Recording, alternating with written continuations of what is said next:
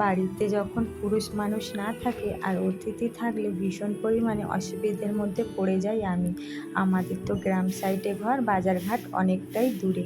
দুদিন হয়েছে বোনরা এসেছে, আমার দরকারে আমি ডেকে এনেছি। আর বর নেই বাড়িতে, কাজে গেছে, কাজের সাইডেই থাকে।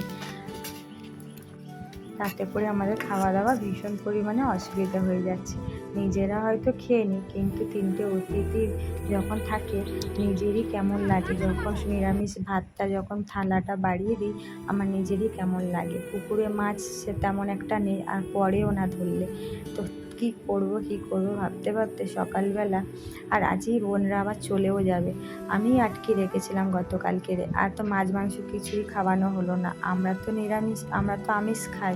সেই কারণে যখন অতিথি থাকে মাছ মাংস না দিলে মনে হয় যেন অতিথি আপ্যায়ন করতে পারলাম না। নিজের একটা খুবই খারাপ লাগে। যতটা পারি ততটা তো করতে ইচ্ছে করে আর কি।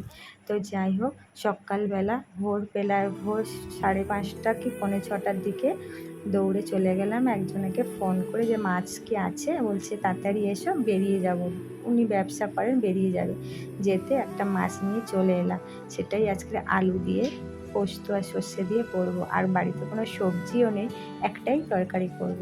তো ওরাই আজকে তরকারি মাছটা খেয়ে বাচ্চা দুটো খেয়েও খুব তৃপ্তি পেয়েছে, আর আমার বাচ্চা দুটো খেয়েও খুব তৃপ্তি পেয়েছে। মানে সবাই খুব তৃপ্তি করে খেয়েছি মাছটা। মাছের তরকারিটা ভালো। খাওয়া দাওয়া করার পর সবাই খুব ভালো বলেওছে, তরকারিটা ভীষণ ভালো হয়েছিল। তাতে করে নিজের খুব ভালো লেগেছে, যে যাই হোক কয়েকদিন এসেছে কিন্তু আজকে ওদের আমি একটু ভালো মানে খেতে দিতে পেরেছি ভালো কিছু। তো ভীষণ ভালো লেগেছে এই কারণে। তো যাই হোক, ভিডিওটা আমি এখানেই শেষ করছি। আবার দেখা হচ্ছে পরের নতুন একটা ভিডিও।